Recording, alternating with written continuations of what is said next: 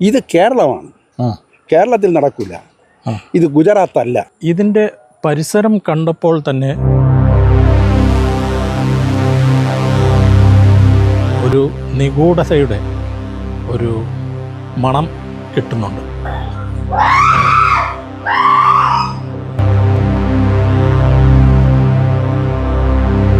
ഇത് സംഭവം നടന്ന എത്ര ദിവസത്തിന് ശേഷമാണ് ഈ ഒരു പ്രതികരണം നാട്ടുകാരുടെ ഭാഗത്തു നിന്നിങ്ങനെ ഒരു പരാതി പോകുന്നതും വിവാദത്തിലേക്ക് മുന്നോട്ട് പോകുന്നതും ഒക്കെ? അവിടെ ഒരു വിളിയാണ് സംഭവിച്ചത്.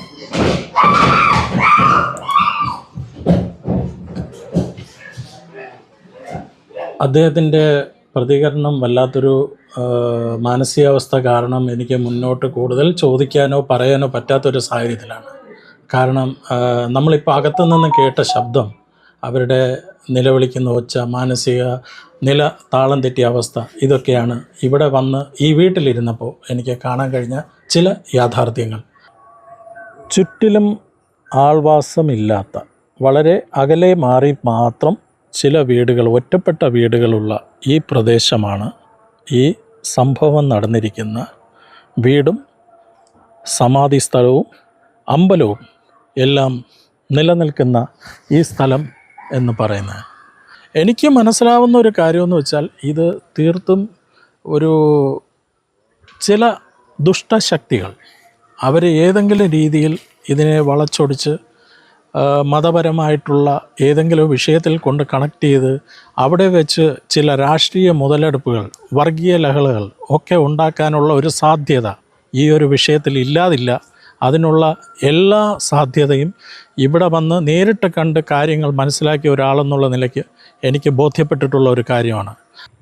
ഇവിടെ സംഭവവികാസങ്ങളൊക്കെ അറിഞ്ഞിട്ടാണ് ഇങ്ങോട്ട് എത്തിയിരിക്കുന്നത്. അപ്പോൾ ചേട്ടന് ഇതിനെക്കുറിച്ച് എന്താണ് പറയാനുള്ളത്?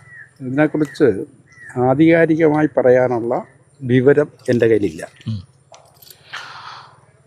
സമാധി എന്ന് പറയുന്നൊരവസ്ഥ, അതേക്കുറിച്ചാണ് എനിക്ക് കൂടുതൽ അറിയേണ്ടത്. സമാധി എന്ന് പറയുന്നൊരവസ്ഥ ഹിന്ദുത്വത്തിൻ്റെ ഭാഗമാണ്. അതെ, അത് സന്യാസിമാരാണ് സമാധിയാകുന്നത്. അതെ, ഇദ്ദേഹത്തിൻ്റെ വർഷങ്ങൾ കൊണ്ട് എനിക്ക് പരിചയമുണ്ട്. അതെ. അല്ല, ഞാൻ ഇടയ്ക്ക് അതല്ല ചോദിക്കുന്നത്. ഇപ്പോൾ ഇത് ഈ നമ്മളിപ്പോൾ എത്തി നിൽക്കുന്ന 21-ാം നൂറ്റാണ്ടിലാണ്. ഈ ആധുനിക യുഗത്തിൽ ഇതിൻ്റെ പ്രസക്തി എന്താണ്? ആധുനിക യുഗം മാറി എന്ന് പറഞ്ഞ് പ്രസക്തി നഷ്ടമാകുന്നില്ല. ഹിന്ദുത്വം എന്ന് പറയുന്നത് കാലാതിവർത്തിയാണ്. കാലത്തിനെ അതിജീവിക്കുന്നതാണ് ഹിന്ദുത്വം. തീർച്ചയായിട്ടും അതായിക്കോട്ടെ, അത് നമ്മുടെ വിഷയമല്ല.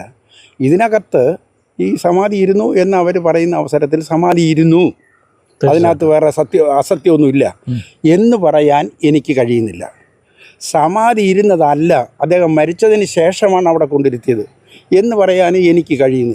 കാരണം ഞാൻ ഇത് ദൃക്സാക്ഷിയായിട്ട് ആകെ ഉള്ളത് രണ്ടുപേര് മാത്രമാണ്. അവർ പറയുന്നത് മാത്രമേ അവിടെയാണല്ലോ ഇതിന്റെ സംശയത്തിന് തിരികൊളുത്തിയത്. അതെ, ആയിക്കോട്ടെ. തീർച്ചയായിട്ടും അതിനൊരു 10 സാക്ഷി ഉണ്ടായിരുന്നെങ്കിൽ ഇങ്ങനൊരു സംഭവം ഉണ്ടാവില്ലായിരുന്നു. അവര് മരിച്ച ആളിനെ എങ്ങനെ സംസ്കരിക്കണമെന്ന് ആ കുടുംബക്കാർക്ക് തീരുമാനം.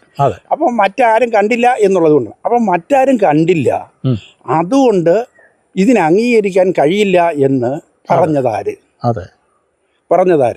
അവിടെയാണ് ഈ വിഷയം വരുന്നത്. ഞാൻ ഇന്നലെ ഇവിടെ ഞാൻ അറിഞ്ഞ വിഷയം, ഇവിടെ വന്ന് പ്രതിഷേധിച്ചതിൽ ഇതിനെതിരെ ഇതിനെ ഞാൻ പൂർണ്ണമായി അംഗീകരിച്ചു എന്ന് നിങ്ങൾ പറയണ്ട. നിയമപരമായി നിങ്ങൾക്ക് എന്ത് വേണോ ചെയ്യാം. പക്ഷേ ഇവിടെ വന്ന് ഇന്നലെ ഇതിനെ പ്രതിഷേധിച്ച SDPIക്കാരാണ്, പോപ്പുലർ ഫ്രണ്ടുകാരാണ്. അവർ പറഞ്ഞത് ഇത് കേരളമാണ്, കേരളത്തിൽ നടക്കില്ല, ഇത് ഗുജറാത്ത് അല്ല. ഇതാണ് പറഞ്ഞത്. ഇതിൽ ഞങ്ങൾക്ക് പ്രതിഷേധമുണ്ട്.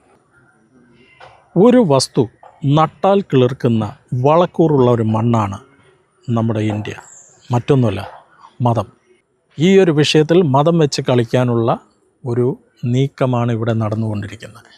അത് ഈ നാട്ടിൽ വന്ന് സംസാരിച്ചപ്പോഴും, ഈ നാട്ടുകാരോട് സംസാരിച്ചപ്പോഴും, ആ വീട്ടുകാരോട് സംസാരിച്ചപ്പോഴും എനിക്ക് ബോധ്യപ്പെട്ട ഒരു കാര്യമാണ്, ജാഗ്രത പാലിച്ചില്ലെങ്കിൽ വളരെ ആപത്താണ്. അത് അത്യന്തം ഗുരുതരമാണ് വിഷയം.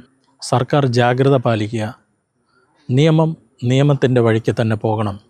ഇതിൻ്റെ എല്ലാ സംശയങ്ങളും മറനീക്കി പുറത്തു വരണം. അത് ഒരു സംശയം പോലും അവശേഷിക്കാൻ പാടില്ല. ഏത് വിശ്വാസത്തിൻ്റെ പുറത്തായാലും അന്ധവിശ്വാസം അംഗീകരിച്ചു കൊടുക്കാൻ പറ്റുന്ന ഒരു കാര്യമല്ല.